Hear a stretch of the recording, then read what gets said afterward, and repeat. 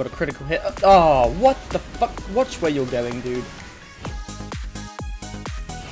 Welcome back, guys. This is episode 3 of Forgotten Friday series.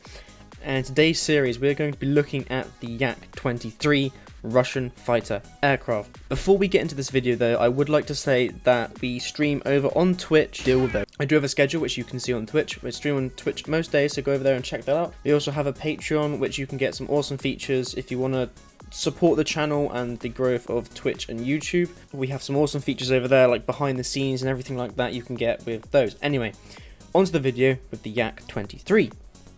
Now, the Yak-23 is slightly more common than the vehicles in episodes 1 and 2, but nonetheless still quite disused in Warfighter community. Now, it's 8.0, which means you do get up tiers quite often. I haven't seen many down tiers in this thing to like 7.077.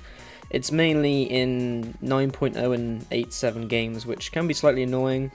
If you guys have played this before, you will know that Russian 23mm NR23 cannons are quite sparky, as you will see in the gameplay. But apart from that, the plane itself, flight characteristics are pretty nice. It has decent speed-ish for its BR. It turns decently because it's got flat-edged wings instead of swept wings. It's kind of like a prop-type plane of wings. It's quite agile. And the climb rate is pretty decent as well. But anyway, let's get into the first game with the Yak-23 and see how it performs. Okay, so here we are in the first battle. Looks like we're in 8.7 so far. 15 bis, 8.7. Yeah, I think we're in an 8.7 game. By the looks of things. I don't see any 9.0s at this point in time, which is nice. So we've been slightly up tiered here, but we'll see how this performs. Now we're gonna, same with most of these Forgotten Friday aircraft, is kind of stay away from those things, because the main reason why these planes are kind of forgotten and never played is because they're not the best in the game, and they're not as good as anything else. So we're gonna climb kind of sideways, and I'll show you the decent climb rate of this thing.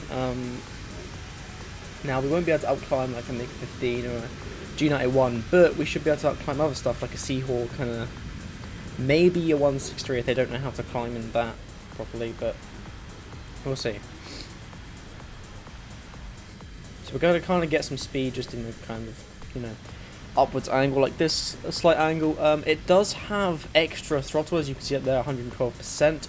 It's not wet. It does use the fuel slightly more quickly, I believe, but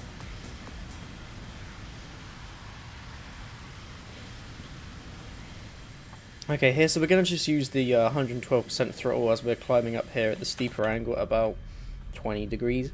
And you can see our speed, we're not losing it too fast. It's the energy retention at this kind of angle is pretty decent, especially with the 112% throttle. So we're already higher than most of the people that are below us at the moment, which is nice. Which means we might be above some of the people on the other team. Now you can see there's no Yak-23s on my team. Maybe on the other team we might see one, but there's none on my team. So we could go for an Ion-28 or a Canberra. I'm still going to keep climbing at the moment though, because I want to get above most of the other stuff that's over here.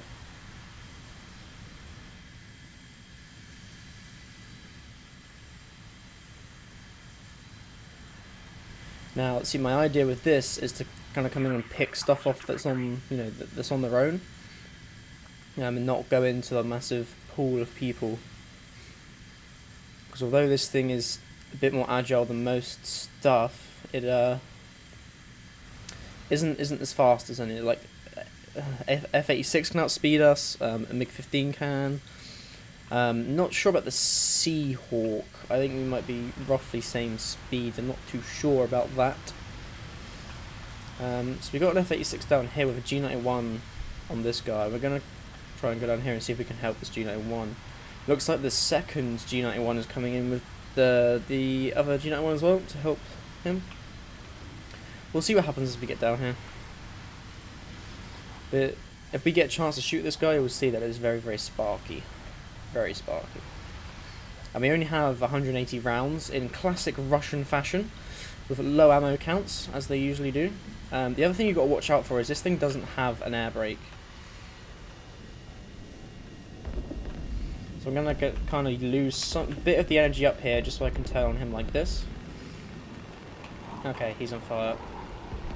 Yep, he's been killed. We nearly got there. There's another F-86 over here. And there's a Seahawk above us. Let's see what we can do with this F-86 here. Now we do have a little bit of speed that we brought in with us from the dive. But it's not enough to catch up with an F-86. MiG-15 is on us now.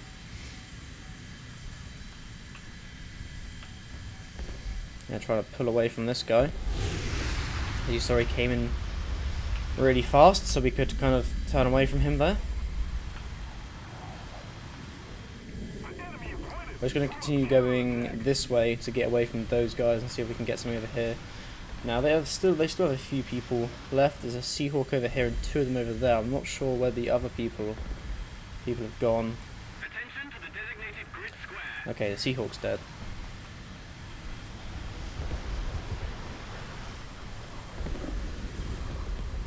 Now, this game isn't really good for judging the, you can judge the performance of this plane on this game. As you can see, it turns okay, acceleration's decent, but we haven't had a chance to shoot anything yet. Let's try this F-86 down here. Let's see what this F-86 is going to do.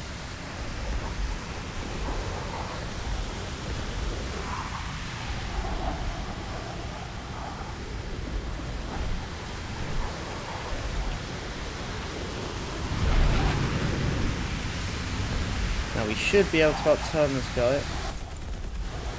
Got a critical hit. Oh, what the fuck? Watch where you're going, dude. Well, that was unfortunate.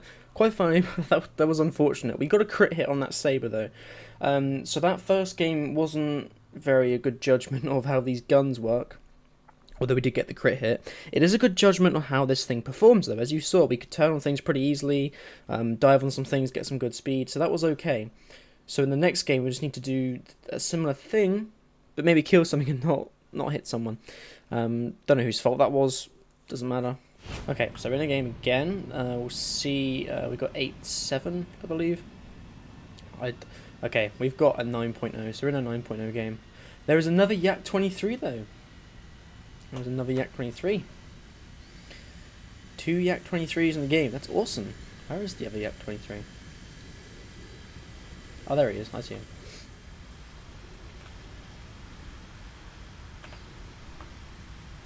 Okay. We're going to come around this way and try a slightly different tactic this time. We're going to come along this way because they're going to turn towards here and come. So we're going to go straight at them this time. Slightly towards the side. So kind of around here in the lower curve type thing.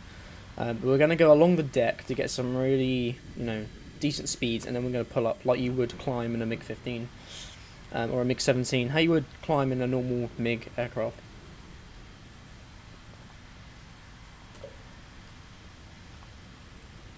So we're at 400.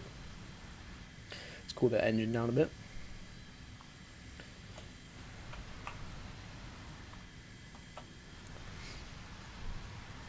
Once we get to about 450, I'll start pulling out. Although, there is a guy over there. You know what? I'm going to go and investigate. That is probably an attacker, of which I'm not sure. A B-57, it's a bomber, right, okay. Let's see what we can do with this guy.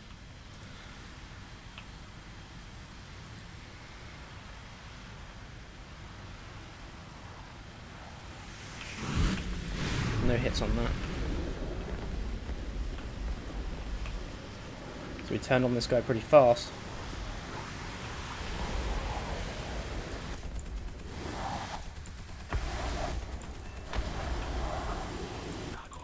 There we go, we've got a B-57. So we start off with 180 rounds in this thing. We've now got 114, so we used about, 66 rounds on that thing, which is not too bad. It means you can get some kills with this route. You just have to be careful with them.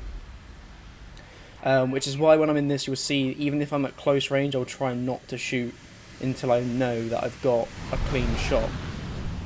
Which is why when I'm flying this thing, and you'll see in the video, even if I am at very, very close ranges, I won't shoot all the time. Even if it seems like it could be an easy shot, I'm waiting to line up my shot, so it feels like I'm going to hit something with the rounds, the limited rounds that I've got in this aircraft. So I mean, this thing is pretty good for bomber hunting, especially if it's B-57s or Canberras or stuff like that. Valtors, not as much, because they're much faster. But the first generation, like IL-28s, B-57s, Canberras, stuff like that, because of the turn rate of this thing, if you can kind of come towards them like that, turn around, shoot them, and I think you can actually catch up with some of them. This thing's pretty decent at taking them down, especially if you aim at the wings. Then this thing is a pretty good bomber hunter, in my opinion. Right, let's try and find something else. An F2H seems like a decent target. I don't really want to attack a G91, as I know they're faster and more agile than I am. Although if it comes to it, we will have to maybe attack one. I don't really want to go towards the left-hand side either, because there's a lot of stuff over there. I was going to try and speed off this way and get away from some of that stuff. Now, how are we doing on the progress towards the F2H? He's disappeared for the moment. I mean, I can see... Okay, there we go. So about 3.9 miles away. G91 is closing in on 2 miles. Just over 2 miles, should I say. Looks like he's preoccupied with that F86 though, which is nice. Which gives us a chance to focus on this F2H that is now turning...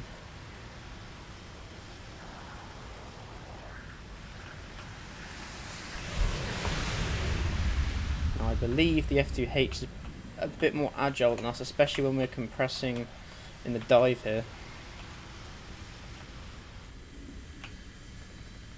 Now I'm going to speed on this way as we got a bit more speed. But yeah, as you can see, the Yak-23 isn't as bad as people make it out to be. Now the guns, yes, they do spark a lot, but if you aim for critical components like engines or wings, it's a decent aircraft. And as you saw with that B-57, it took it down fairly easily without too many sparks. The F2H was unfortunate. That was a pilot snipes. That was, you know, that wasn't too good, but that's not something that happens. You can't judge a plane based on the pilot snipe. And in the first game, we got a crit hit on the F86, which, you know, the guns didn't spark as much that time either. But we did get taken out by flying into a friendly, which was okay.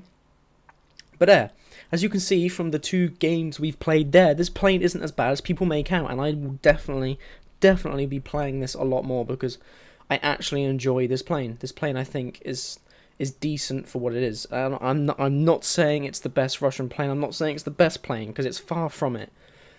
But I think it's a decent plane, and it should be recognised a lot more. Now, as I said at the start of the video, it is more popular than the 2 planes you've had in episode 1 and 2.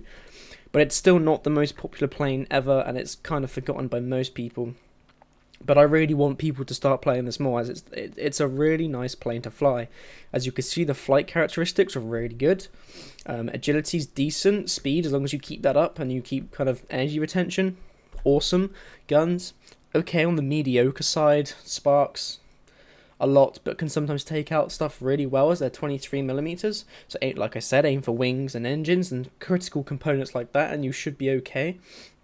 But yeah, I hope you enjoyed episode 3 of Forgotten Friday. I hope you fly the Yak-23 more. I really do. I hope to see more of you fly this thing after watching this video. But yeah, I hope you enjoyed today's video, and I'll catch you all next time. Peace out.